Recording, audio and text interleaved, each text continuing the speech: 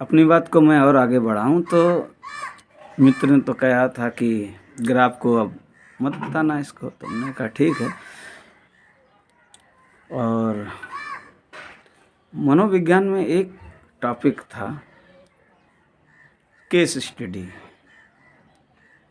किसी बच्चे के मन को समझना होता है, उसमें उसके जीवन बचपन से लगा कर जहाँ तक वो है उम्र का, उसका अध्ययन करना होता है कि आखिरकार इसके साथ क्या क्या हुआ है।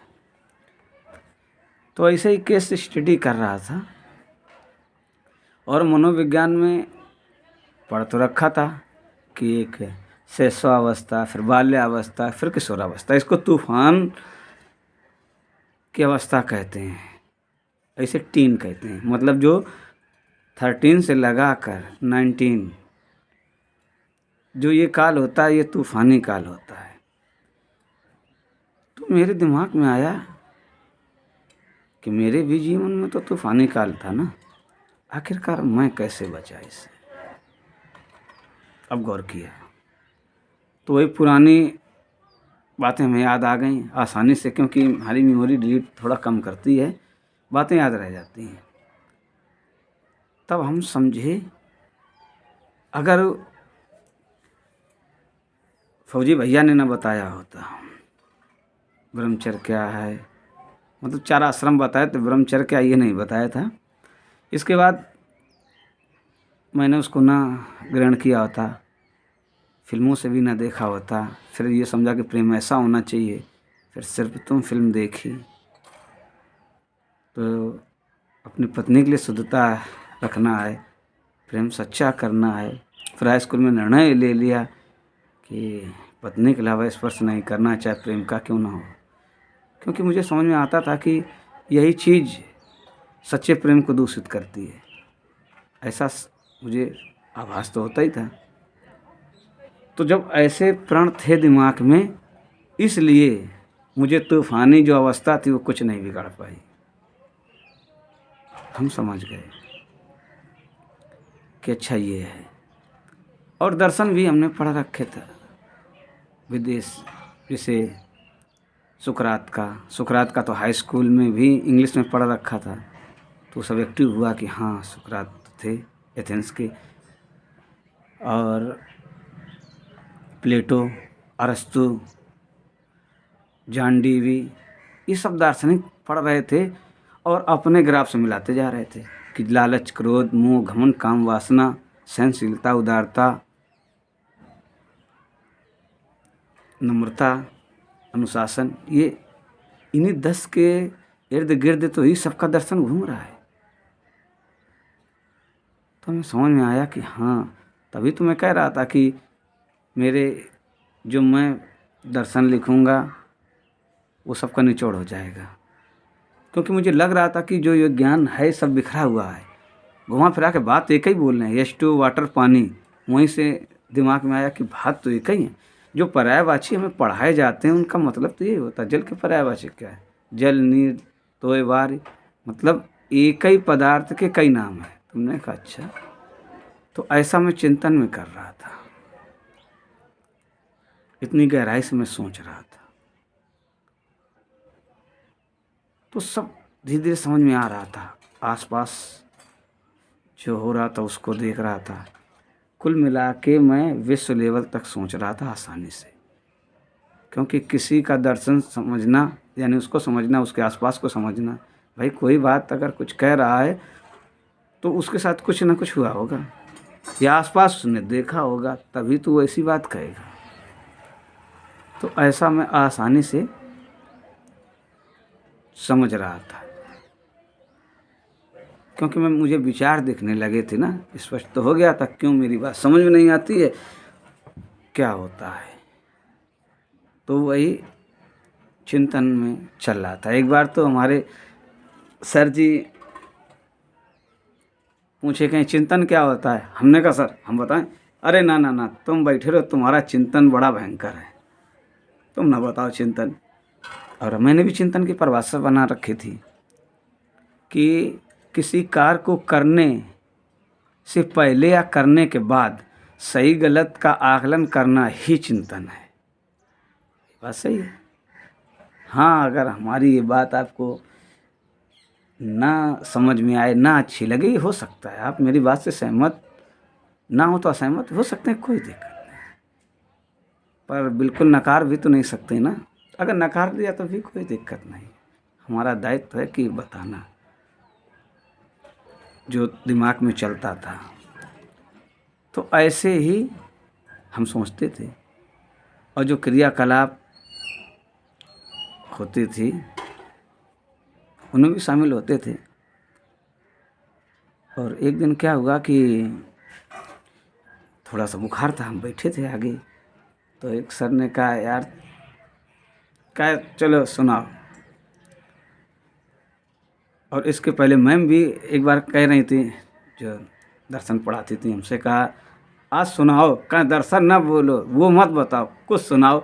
तो हमने उनके सामने में गाना तो सुना नहीं सकता था, तो हमने फिर राजकुमार का डायलॉग सुना दिया, जानी छिपकली के बच्चे कभी मगरमच्छ नहीं बनते हैं, वो तो दीवार पर रेंगते रेंगते मर जाते हैं। अब आवाज़ थोड़ी सही नहीं, उस समय सही निकाली थी, नकल ठीक की थी। तो क्योंकि वो जानना चाहते थे कि इसके अतिरिक्त इसमें क्या है, केवल केवल चिंतन ही है। तो मस्ती भी थी।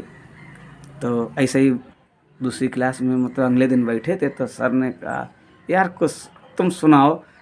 हमने सर बुखार, अरे दिल से सुना दो आज। तो फिर जैसे उन्होंने दिल का, दिमाग चल गया, फिर हमने गाना गाया था, दिल ने ये कहा है, दिल से मोहब्बत हो गई है तुमसे, मेरी जान मेरी दिलवर, थोड़ा इकरार कर लो, ऐसा सुना दिया था।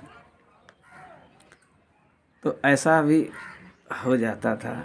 एक सर जी हमको विचार कहते थे, देखो विचार आ रहा है क्योंकि विचार में भाषण दे रखा था और हम भी नाम रखे थे फिर हम भी किसी को टेक्नोलॉजी कहते थे, किसी को बुद्धि वाले सर जी, किसी को कुछ नाम रखे थे। हम भी कम थोड़ी थे।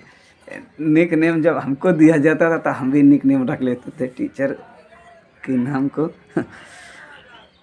तो ऐसा चल रहा था।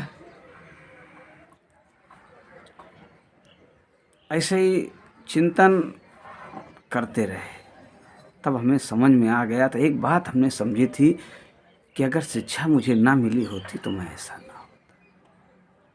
शिक्षा, हम समझने लगे थे कि शिक्षा बहुत ज़रूरी है। अगर बीएड ना करता तो शिक्षा का महत्व समझ में नहीं आता, ये तो बात तय थी। आता पता नहीं कब तक आता, लेकिन सोचने का मौका मिल गया था, मन को समझने का मौका आसानी से मिल गया था, लोगों को समझने का मौका मिल गया था।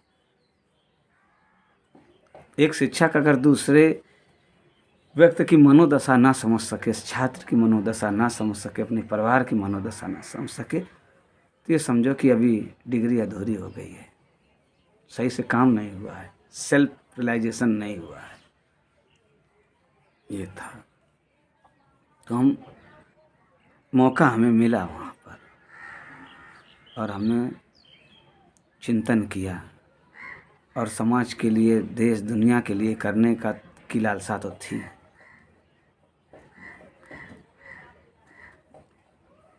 और प्यार प्रेम में अंतर तो निकाल ही लिया था, समझने लगे थे। अब प्यार प्रेम में अंतर के बजाय अब चाहत के स्थान पर विचार कर दिया हमने, क्योंकि मनोविज्ञान में आ गए।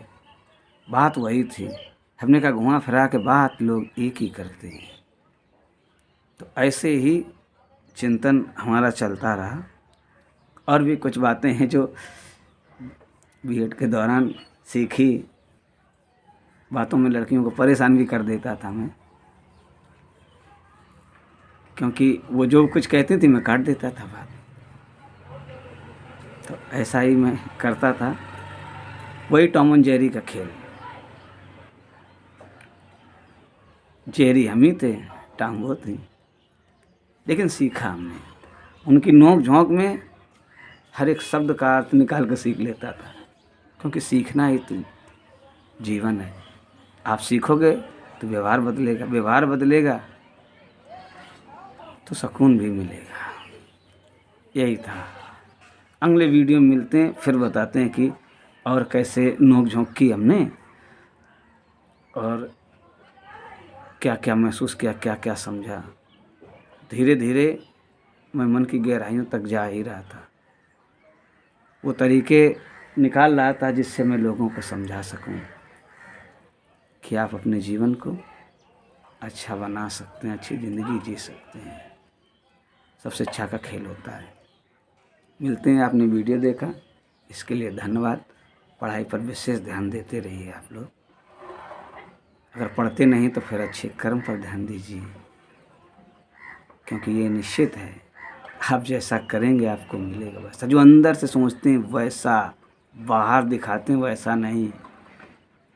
अगर आपके अंदर दूसरों के लिए प्रेम है तो फिर प्रेम मिलेगा। बाई चांस कोई नफ़रत करे तो वो आपकी कमी थोड़ी होती है, करने दो उसको, क्योंकि लोग प्रेम को अपने अपने तरीके से परिभाषित करते हैं। ये निष्कर्ष बाद में बताएंगे कि प्रेम को मैं क्या समझता हूँ। मिलते हैं अगले वीडियो में। आपने देखा वीडियो, धन्यवाद।